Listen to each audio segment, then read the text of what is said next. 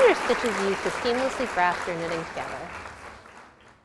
I'm using a contrasting yarn just so you can see my stitches.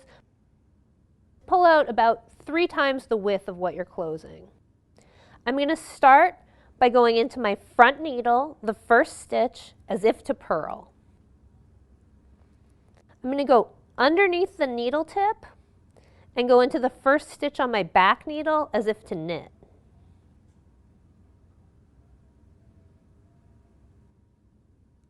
Enter the first stitch on the front needle as if to knit and pull it off. Enter the next stitch on the front needle as if to purl and leave it on.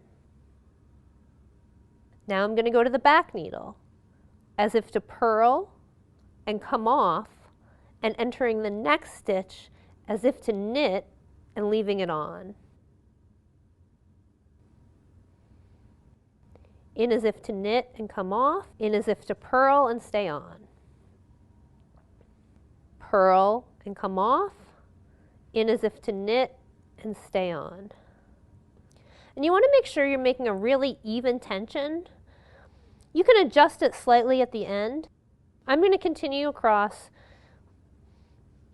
purling off, knitting on, knitting off, purling on. Purling off, knitting on, knitting off, purl, and come off. When you're finished Kitchener stitching, you should have 2 pieces that are grafted together perfectly with a row of stitches that looks just like you're knitting. Obviously mine's in a contrast, but if you do yours in the same color, you shouldn't even be able to tell where it is.